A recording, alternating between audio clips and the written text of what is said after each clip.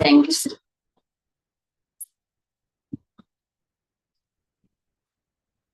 Okay అండి.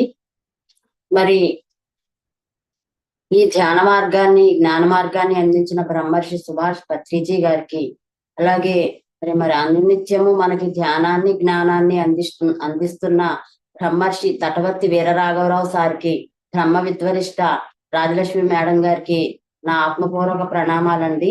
అలాగే మరి ఉదయం పూట ఈ జూమ్ నిర్వహిస్తున్న రవి సారు సింధూరా మేడం గారికి నా ఆత్మపూర్వక ప్రణామాలు. జూమ్ లో పాల్గొన్న మాస్టర్లందరికీ కూడా నా నమస్కారాలు. నా పేరు రామలక్ష్మి, కాకినాడ. ఈ రోజు నేను తీసుకున్న అంశం ఏంటంటే, తటవర్తి వీరరాఘవరావు సార్ రాసిన పుస్తకం ఆత్మజ్ఞానం ఎందుకు అనే దాంట్లోంచి ఆత్మజ్ఞానం ఎందుకు అనే టాపిక్ నేను తీసుకోవడం జరిగిందండి. మరి గమనించినట్లయితే బ్రహ్మర్షి సుభాష్ పత్రిజీ గారు మరి రాష్ట్రం అంతటా మన రాష్ట్రమే కాదు, ఎన్నో రాష్ట్రాలు ఎన్నో దేశాలు తిరుగుతూ ఈ ఆత్మజ్ఞానాన్ని అందరికీ బోధించడం జరిగింది. అయితే అది ఇంకా గమనిస్తే దానికి ఈ ఆత్మజ్ఞానాన్ని పొందడానికి కావలసిన మార్గాన్ని కూడా ఆయన బోధించారు. శ్వాస మీద ధ్యాస అనే మరి సాధనను కూడా ఆయన బోధించడం మనకి జరిగింది. మరి అంతేకాకుండా ఈ ఆత్మజ్ఞానానికి అవరోధంగా నిలిచిన మరి ముఖ్యంగా జీవహింసకు కారణమైన మాంసాహారాన్ని కూడా మానమని మనకి తెలియజేశారు. అంటే ఈ ఆత్మజ్ఞానం పొందడానికి అవరోధంగా ఉన్న మాంసాహారాన్ని కూడా మానాలి అని పత్రి సార్ మనకి తెలియజేయడం జరిగిందనమాట. ఇలాగా ఎవరైతే జీవహింసను హింసను మాని హంసను పట్టుకుంటారో, హింసనంటే మాంసము మాని హంసను అంటే మరి ధ్యానాన్ని పట్టుకుంటారో వారు అనుభవపూర్వకంగా ఆత్మజ్ఞానాన్ని పొందగలుగుతారు అని అహర్నిశలు శ్రమించి విశేషంగా ప్రచారం చేశారండి పత్రి సార్. ప్రస్తుతము తటవర్తి వీరరాఘవరావు సారు, రాజలక్ష్మి మేడం గారు కూడా అలాగే మనకి ఆత్మజ్ఞానాన్ని ఎంతగానో అందిస్తున్నారు. ఇంకా గమనిస్తే ఆత్మజ్ఞానం యొక్క అవసరాన్ని, ప్రాముఖ్యతను, గొప్పతనాన్ని కూడా మరి పత్రి సార్ అనేక పుస్తకాలు కూడా రాశారండి. దీనికి సంబంధించిన పుస్తకాలు కూడా ఎన్నో రాయడం జరిగింది పత్రి సార్. అలాగే ఇంకా ఈ ఆత్మజ్ఞానానికి సంబంధించి ఎందరో యోగులు రాసిన పుస్తకాలను కూడా తెలుగులోకి చదవమని మనల్ని సూచించడం జరిగింది, యోగులు రాసిన పుస్తకాలను. అంతేకాదు ఇంకా గమనించినట్లయితే వాటిని ఎన్నో భాషలలో ఉన్న పుస్తకాలను కూడా, అంటే ఆత్మజ్ఞానానికి సంబంధించిన ఎన్నో పుస్తకాలను కూడా ఆయన తెలుగులోకి అనువదింప చేయడం జరిగిందండి. ఇంకా గమనిస్తే ఎందుకు చేశారు అంటే ఎందుకు చదవమన్నారు యోగులు రాసిన పుస్తకాలు, తెలుగులోకి ఎందుకు అనువదింప చేశారు పత్రి సారు మరి అని మనం గమనించినట్లయితే, మరి ఆత్మజ్ఞానం యొక్క విశిష్టత తెలుసుకోగలుగుతారని, అలాగే గొప్పతనాన్ని అర్థం చేసుకోగలుగుతారని మనకి పత్రి సారు ఈ రకంగా స్వాధ్యాయం చేయమని చెప్పడం జరిగిందన్నమాట. మనం ఇంకా గమనించినట్లయితే మరి ఎంతో మందిని ఆత్మజ్ఞానులుగా తీర్చిదిద్ది వారందరి చేత కూడా ఆత్మజ్ఞానం యొక్క ఆవశ్యకతను అలాగే బోధింపచేస్తూ అందరినీ జ్ఞానులుగా, అంటే ఎంతో మందిని ఆత్మజ్ఞానులుగా తీర్చిదిద్ది వారి చేత కూడా ఆత్మజ్ఞానాన్ని బోధింప చేస్తూ మరి అందరినీ ఆత్మజ్ఞానులుగా తయారు చేయడానికి మరి విశేషంగా కృషి చేశారు. మరి ప్రస్తుతం రాఘవరావు సార్ కూడా 70 మంది 100 మంది దగ్గర ఎంతో మంది ఆత్మజ్ఞానులని సార్ తయారవడమే కాకుండా అందరినీ ఆత్మజ్ఞానులను తయారు చేసి వారందరి చేత కూడా మరి ఆదివారాలు కానీ సెలవులు వచ్చినప్పుడు జాబ్ చేసేవాళ్ళు కూడా సెలవులప్పుడు కూడా ఖాళీ లేకుండా ఎక్కువ ఖాళీ ఉంటే అప్పుడు వెళ్ళిపోయి ఆత్మజ్ఞానాన్ని బోధిస్తున్నారనమాట. ఇలాగ మనం గమనిస్తే మరి ఇదంతా ఎందుకు చేస్తున్నారు ఈ పని, మరి గురువులు ఎందుకు చేస్తున్నారు, పత్రి సార్ గాని రాఘవరావు సార్ గాని ఎందుకు చేస్తున్నారు ఈ పని అని మనం గమనించినట్లయితే, మరి ప్రస్తుతం భూమి మీద అందరిలో ఉన్న అజ్ఞానాన్ని తొలగించి మరి అందరినీ జ్ఞానవంతులను చెయ్యడానికి ఇదంతా కూడా ప్రచారం చెయ్యండి అని చెప్పడానికి కారణం ఏంటి, అందరినీ కూడా జ్ఞానవంతులను చెయ్యడానికి.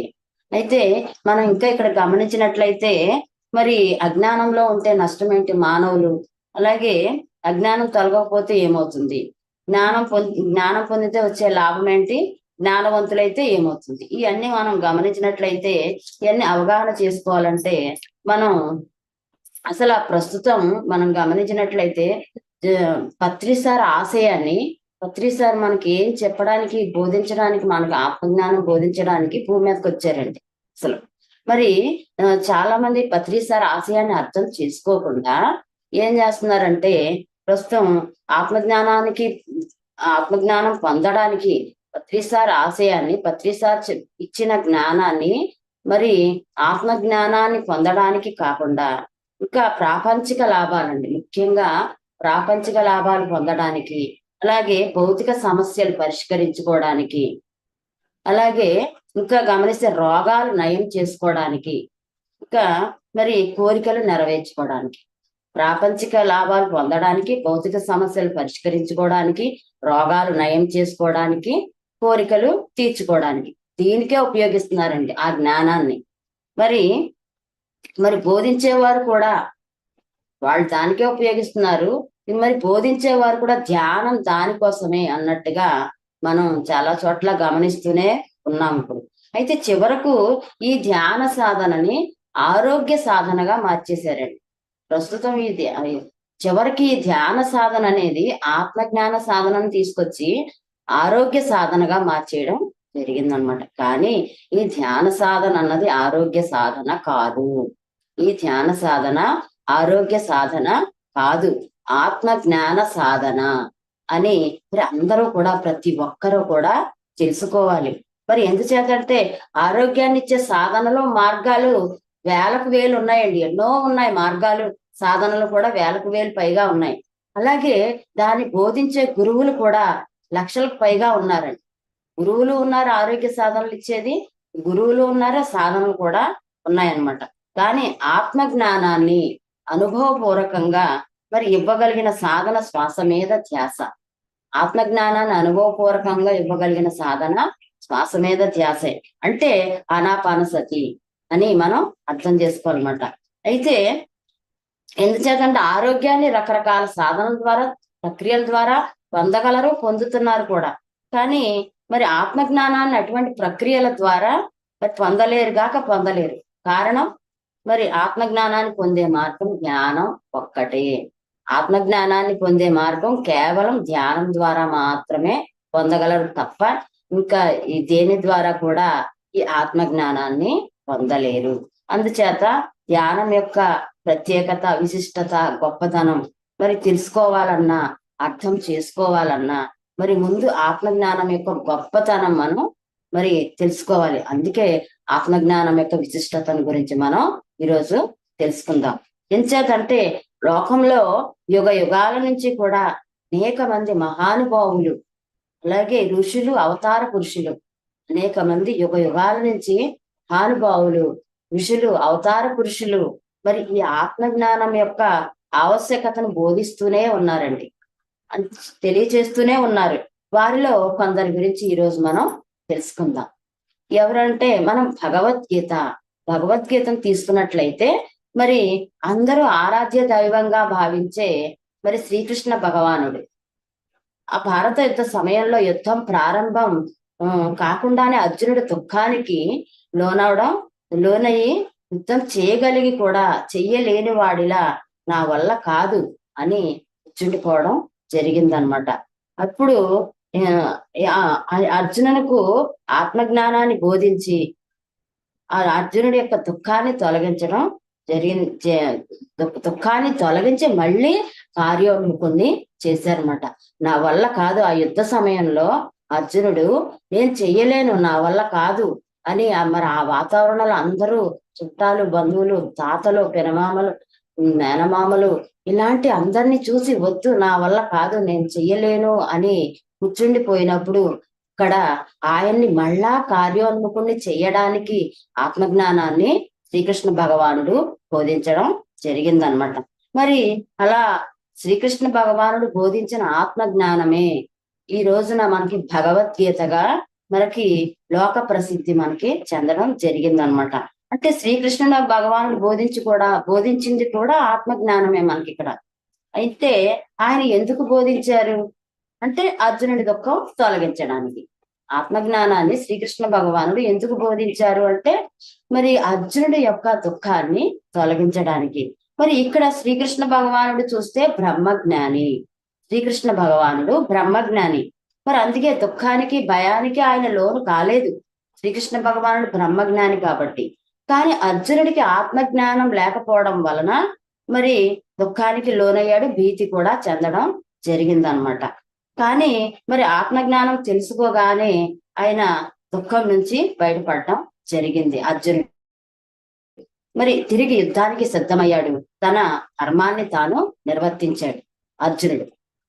ఇంకా దీనిని బట్టి మానవులు దుఃఖం నుంచి బయటపడాలంటే తప్పనిసరిగా అందరూ కూడా ఆత్మజ్ఞానము పొంది తీరవలసిందే. ఆత్మజ్ఞానమే శరణ్యం అని మనం తెలుసుకోవాలి. మరి శ్రీకృష్ణ భగవానుడు అర్జునుడికి బోధించాడు అంటే ఇక్కడ మనం అర్థం చేసుకోవాల్సింది ఏంటంటే మానవ జాతి అంతటికీ కూడా మరి ఈయన బోధించినట్టే అని మనం అర్థం చేసుకోవాలి. ఆత్మజ్ఞానం యొక్క ఆవశ్యకతను మనందరం కూడా అర్థం చేసుకోవచ్చు. ఇంకా గమనిస్తే భగవద్గీతలో మరి శ్రీకృష్ణ భగవానుడు ఆరాధనలు గాని ఆరాధన విధానాలు కానీ ఎక్కడా బోధించలేదు ఆయన. అయితే ఆయన బోధించింది అంతా ఆత్మజ్ఞానమే. అయితే కానీ మానవులు దుఃఖం నుంచి బయటపడడానికి అంటే బయటపడడానికి ఆత్మజ్ఞానం కోసం ప్రయత్నించకుండా, దుఃఖం నుంచి బయటపడడానికి ఆత్మజ్ఞానం కోసం ప్రయత్నించకుండా ఆరాధనలు చేస్తున్నారనమాట. అంటే శ్రీకృష్ణ భగవానుడు బోధించింది ఒకటైతే అందరూ ఆచరిస్తున్నది, మానవులందరూ చేస్తున్నది ఇంకొకటి. ఆయన బోధించింది ఒకటి, మానవులందరూ చేస్తున్నది ఇంకొకటి అనమాట. అయితే మరి అందుకే ఇంత దుఃఖంలోనే ఉన్నారు. మనం ఎక్కడ చూసినా దుఃఖమే దుఃఖమే దుఃఖమే. ఎందుకంటే ఆయన బోధించింది ఒకటి, అందరూ చేస్తున్నది ఇంకోటి కాబట్టి ఎక్కడ చూసినా మనం దుఃఖంలోనే కనబడుతున్నారు. ఎన్ని ఆరాధనలు చేసినా, ఎంత కాలం చేసినా మరి దుఃఖం నుంచి బయట పడలేకపోతున్నారు అందరూ కూడా, పడలేరు కూడా. అయితే అంతేకాకుండా శ్రీకృష్ణ భగవానుడు మనకి ఇంకొక విషయాన్ని కూడా చెప్పడం జరిగిందనమాట. ఉద్ధరేదాత్మనాత్మానం అని కూడా ఆయన బోధించడం జరిగింది. ఏం చెప్పారంటే ఎవరిని వారే ఉద్ధరించుకోవాలి. శ్రీకృష్ణ భగవానుడు ఉద్ధరేదాత్మనాత్మానం, ఎవరిని వారే ఉద్ధరించుకోవాలని కూడా చెప్పడం జరిగింది. అంటే నిన్ను ఎవరు ఉద్ధరించలేరు, నిన్ను నువ్వే ఉద్ధరించుకోవాలి అని శ్రీకృష్ణ భగవానుడు చెప్పడం జరిగిందనమాట. అంటే ఇక్కడ ఎవరిని వాళ్లే ఉద్ధరించుకోవాలి, ఎవరిని వాళ్లే కాపాడుకోవాలి, దుఃఖం నుంచి బయటపడాలని స్పష్టంగా ఆయన చెప్పడం భగవద్గీతలో శ్రీకృష్ణ భగవానుడు చెప్పడం జరిగిందనమాట. ఇంకా మానవులు దీనికి విరుద్ధంగా ప్రయత్నించడం వల్ల దుఃఖానికి విరుద్ధంగా ప్రవర్తిస్తున్నారు. ఎవరిని వారు ఉద్ధరించుకోకుండా ఇక్కడ విరుద్ధంగా ప్రవర్తించడం వల్ల దుఃఖం నుంచి బయటపడలేకపోతున్నారన్నమాట. అంటే ఎంతసేపు వాళ్ళు ప్రయత్నం చెయ్యకుండా ఎవరిని చూసినా మరి ఉద్ధరేదాత్మనాత్మానం, నిన్ను నువ్వే ఉద్ధరించుకోవాలి, నీ దుఃఖంలోంచి నువ్వే బయటపడాలి అని చెప్పినా కూడా శ్రీకృష్ణ భగవానుడు ఏం చేస్తున్నారంటే వాళ్ళు ప్రయత్నం చేయకుండా ఎవరో కూడా మరి ప్రార్థించడం, ఎవరో ఒకరిని ప్రార్థించడం, ఇంకా అర్థించడం, కోరుకోవడం, ఇంకా అలాగా చేస్తున్నారు. అందుకే దుఃఖంతో జీవిస్తున్నారు అన్నమాట ప్రతి మానవుడు కూడా. ఇంకా గమనిస్తే అందుకే మరి ఇది అంతా ఎందుకు అంటే ఆత్మజ్ఞానం లేకపోవడం వలనే. ఆత్మజ్ఞానం ఉంటే ఇలాగ ఎవరిని అర్థించరు, ప్రార్థించరు, ఇలాగా కోరుకోవడం కూడా జరగదన్నమాట. దీన్ని బట్టి ఆత్మజ్ఞానం పొందితే దుఃఖం నుంచి బయటపడొచ్చని తప్పనిసరిగా మనందరికీ కూడా తెలుస్తుంది అనమాట. ఇలాగ ఆత్మజ్ఞానం యొక్క ఆవశ్యకతను మనం తెలుసుకోవాలి. ఇంకా గమనిస్తే ఇక్కడ యోగ వాసిష్టంలో వశిష్ఠుల వారు శ్రీరాముని చేసిన బోధ కూడా ఆత్మజ్ఞానమే. యోగ వాసిష్టంలో మనం తీసుకున్నట్లయితే ఇక్కడ మనం వశిష్ఠ మహర్షి యోగ వాసిష్టం ద్వారా శ్రీరామచంద్రునికి బోధించింది కూడా ఆత్మజ్ఞానమే. ఎందుచేతంటే ఒకసారి శ్రీరాముల వారు ఏం చేశారంటే తన రాజ్యాన్ని పర్యటించడం జరిగిందనమాట. ఆయన పర్యటించినప్పుడు అలా కొంతమందిలో దుఃఖంతో ఉండడాన్ని గమనించారు. కొంతమంది దుఃఖంతో ఉండడాన్ని శ్రీరాముల వారు తన రాజ్యంలో పర్యటిస్తున్నప్పుడు కొంతమంది దుఃఖంతో ఉండడం ఆయన గమనించడం జరిగిందనమాట. మరి అలా చూడగానే ఆయన కూడా వాళ్ళు దుఃఖంలో ఉండడం చూడగానే ఈయన కూడా దుఃఖానికి లోనవడం జరిగింది శ్రీరాముల వారు కూడా. అయితే నా రాజ్యంలో దుఃఖంతో ఉన్నవారు కూడా ఉన్నారా అని తాను చింతాక్రాంతుడైపోయాడు. ఆలోచనల్లో పడిపోయాడు. ఏంటి, నా రాజ్యంలో దుఃఖంతో ఉన్నవాళ్ళు కూడా ఉన్నారా అని అనిపించింది అనమాట. అంతే, ఇంకా అంతఃపురానికి వెళ్ళినా ఆయనకి నిద్ర లేదు, ఆహారం లేదు, తినాలని ఏది తినబుద్ధి అవ్వట్లా, నిద్ర పట్టట్లా. అంత అంత దుఃఖం, అంటే ఇంత దుఃఖంతో ఉన్నవారు ఉన్నారా అని ఆయనకి నిద్ర పట్టలేదన్నమాట. అలా దుఃఖించే శ్రీరాముడిని చూసి తండ్రి దశరథుడు ఏం చేశాడంటే, ఏం చేయాలో ఇంకా పాలుపోక అప్పుడు ఏం చేశారంటే, ఆయన వశిష్ఠ మహర్షి, మరి గురువు గారైన వశిష్ఠ మహర్షి దగ్గరికి వెళ్ళి శ్రీరాముని దుఃఖం తొలగించమని ఆయన్ని కోరడం జరిగిందనమాట. మరి అప్పుడు వశిష్ఠ మహర్షి శ్రీరామునికి ఆత్మజ్ఞానాన్ని బోధించడం జరిగింది. అలా అలాగా ఆయన చేసిన బోధే మనకి యోగ వాసిష్టంగా, శ్రీరాముల వారికి బోధించిన ఆ బోధే, ఆత్మజ్ఞాన బోధే మనకి యోగ వాసిష్టంగా రావడం జరిగిందనమాట. మరి వశిష్ఠ మహర్షి కూడా శ్రీరాముని దుఃఖం తొలగించడానికి ఆత్మజ్ఞానాన్ని బోధించడం జరిగిందనమాట. అంటే శ్రీరాముడు అంతటి వాడు కూడా ఆత్మజ్ఞానం లేకపోతే దుఃఖానికి లోనవడం జరిగింది. అంటే ఇక్కడ మనం అర్థం చేసుకుంటే, ఏ మానవుడైనా సరే ఆత్మజ్ఞానం లేకపోతే దుఃఖానికి లోనవుతారని, ఆత్మజ్ఞానం పొందడానికి దుఃఖం నుంచి ఆత్మజ్ఞానం పొందకపోతే దుఃఖం నుంచి బయట పడలేరని, మరి మనం తప్పనిసరిగా ఏ మానవుడైనా సరే ఆత్మజ్ఞానాన్ని పొందవలసిందే అని ఇక్కడ మనకి యోగ వాసిష్టం ద్వారా కూడా మనకి అర్థమవుతుంది అనమాట. మరి చాలా అవసరం అని కూడా మనం ఇక్కడ తెలుసుకోవచ్చు. ఇంకా గౌతమ బుద్ధుడి గురించి మనం గమనించినట్లయితే, గౌతమ బుద్ధుడిని కూడా మనం గమనించినట్లయితే, ఈయన కూడా బుద్ధ భగవానుడు మరి రాజపుత్రునిగా మరి ఉన్నప్పుడు పేదరికంలో, ఆయన రాజపుత్రునిగా ఉన్నప్పుడు పేదరికంలో అలమటిస్తున్న, యాచన చేస్తున్న ఒక భిక్షగాడిని చూశారు. అలాగే ఇంకా రోగంతో బాధపడుతున్న వాడిని చూశారు. ఇంకా అలాగే వృద్ధాప్యంలో బాధపడుతున్న మరి వాడిని చూశారు. అలాగే మరణించిన వాడిని కూడా చూశారు బుద్ధ భగవానుడు. చూసి ఈయన అప్పుడు ఈ బుద్ధుడు దుఃఖానికి లోనయ్యాడనమాట. గౌతమ బుద్ధుడు ఎప్పుడైతే ఈ నలుగురిని చూశాడో ఆయన దుఃఖానికి లోనవడం జరిగిందనమాట. ఇంకా అప్పుడు ఆయన ఆలోచనలో పడ్డారనమాట. ఏమిటి, మరి మానవులంతా ఇలా దుఃఖానికి లోను కావాల్సిందేనా, మరి దుఃఖం నుంచి బయట పడలేరా ఏంటి అని, మరి ఇలాగ దుఃఖం లేకుండా జీవించలేరా అంచేత అని అనేక రకాలుగా ఆయన ఆలోచనలు చేసి గౌతమ బుద్ధుడు కూడా మరి ఇలాంటి దుఃఖాల్లోంచి బయటపడాలంటే మార్గం ఏమిటి అని ఏం చేశారంటే ఆలోచించి తన రాజ్యాన్ని, సంసారాన్ని వదిలేసి ఇంకా గౌతమ బుద్ధుడు కూడా మరి దుఃఖాన్ని నివారించగలిగే మార్గం ఏమిటి కనుగొనడానికి ఆయన ఇంకా బయలుదేరాడండి. బయటికి వెళ్ళిపోయాడు అనమాట. సంసారాన్ని, రాజ్యాన్ని కూడా వదిలేసి వెళ్ళిపోవడం జరిగిందనమాట. అలా రకరకాలుగా ఆయన అలా వెళ్తూ రకరకాల గురువులను ఆశ్రయించడం జరిగింది. కఠోర సాధనలు కూడా ఎన్నో చేయడం జరిగింది. ఇంకా ఎక్కడా ఏమీ ప్రయోజనం లేదు అని అనిపించిన ఎన్నో సాధనలు, ఎంతో కఠోర దీక్షలు చేసిన తర్వాత, ఇక వేటి వల్ల ప్రయోజనం లేదని తెలిసిన తర్వాత ఆయన చివరకు తన శ్వాస మీద తానే ధ్యాసను ఉంచాడండి. చివరికి ఉంచడం ద్వారా మరి ఆయన ఆనాపానసతి ధ్యానమే చేయడం జరిగిందనమాట. అప్పుడు అలా శ్వాస మీద ధ్యాస ఉంచగానే ఆయనకు జ్ఞానోదయం అయ్యిందండి.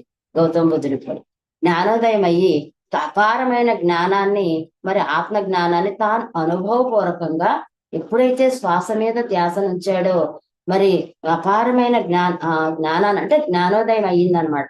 జ్ఞానోదయం అయ్యి అపారమైన జ్ఞానాన్ని గౌతమ బుద్ధుడు సంపాదించడం జరిగిందనమాట. ఇంకెప్పుడైతే మానవుడు అన్ని రకాల దుఃఖం నుంచి బయటపడాలంటే, అంటే నిర్వాణం పొందాలంటే ఆత్మ జ్ఞానమే అవసరము. ఎప్పుడైతే శ్వాస మీద ధ్యాస ఉంచాడో ఆయనకి జ్ఞానోదయం అయ్యి మొత్తం అంతా అర్థమైందనమాట. అప్పుడు ఇంకా దీనికి నిర్వాణమే మార్గం అని చెప్పి ఆయన తెలుసుకుని, ఇంకా శ్వాస మీద ధ్యాసే మార్గం అని తెలుసుకుని, ఇంకా ఆయన ఆ మార్గం ద్వారానే అనుభవం పొందారు కాబట్టి ఆ మార్గాన్ని, ఆనాపానసతిని అందరికీ బోధించడం కూడా జరిగిందనమాట. ఇంకా ప్రపంచం అంతా ఎప్పుడైతే ఆయన తెలుసుకున్నారో ప్రపంచం అంతా పర్యటించి ఆయన మరి అందరికీ బోధించి ఎంతో మందిని ఆత్మజ్ఞానులుగా తయారు చేయడం జరిగిందనమాట. అంతులేని దుఃఖంతో జీవిస్తున్న మరి లక్షల మంది జీవితాలలో ఆనందాన్ని మరి శాంతిని ఆయన కలగజేయడం జరిగిందనమాట. అంటే బుద్ధ భగవానుడి జీవితం నుంచి మరి ఆత్మజ్ఞానం అవసరమని మనం ఆయన జీవితం నుంచి కూడా ఆత్మజ్ఞానం అవసరము అన్న విషయాన్ని మనం తెలుసుకోవచ్చు. గమనిస్తే ఇక్కడ మనం పైవారంతా కూడా మరి అంటే శ్రీకృష్ణుడు గాని భగవద్గీత ద్వారా యోగ వాసిష్టం ద్వారా వశిష్ఠుల వారు గాని ఇక్కడ గౌతమ బుద్ధుడు గాని వీళ్ళందరూ బోధించింది మనం ఆత్మజ్ఞానం యొక్క ఆవశ్యకత లోకానికి బోధించడానికి వచ్చిన అవతార పురుషులే అని మనకి ఇక్కడ తెలుస్తుంది అనమాట. యుగాల నుంచి ఆత్మజ్ఞానం యొక్క ఆవశ్యకతను మనకి వీళ్ళందరూ బోధించడం జరిగిందనమాట. ఇంకా మన మరి శంకరాచార్యులు వారిని ఆది శంకరాచార్యులు వారిని గమనించినట్లయితే ఈయన కూడా మరి ఈ ఆది శంకరాచార్యులు వారు ఈ మధ్య అవతరించిన ఆది శంకరాచార్యులు వారిని మనం గమనిస్తే ఆయనని శంకర భగవత్పాదులు అని కూడా అంటారు. సాక్షాత్తు శంకరుడే అని కూడా ఆయన గురించి చెప్పడం జరిగిందనమాట. ఈయన కూడా భారతదేశం అంతా కూడా శంకరాచార్యుల వారు కూడా భారతదేశం అంతా కూడా కాశ్మీర్ నుంచి కన్యాకుమారి వరకు మరి పాదయాత్రన మరి 4 సార్లు కాలి నడకన పర్యటించి ఆత్మజ్ఞానాన్ని బోధించారండి ఈయన కూడా. మరి కారణం ఆయన అవతరించిన సమయంలో మరి భారతదేశంలో మానవులంతా అజ్ఞానం కారణంగా వాళ్ళు మరి ఆత్మజ్ఞానం లేదండి. అప్పుడు ఆత్మజ్ఞానం లేకపోవడం వల్ల వాళ్ళందరూ కూడా మరి ఆ భారతదేశంలో మానవులంతా కూడా ఒకరినొకరు ద్వేషించుకుంటూ దూషించుకుంటూ మరి కలహించుకుంటూ ఇలాగా నిత్యం కొట్లాటలతోనే ఉండేవారు అనమాట.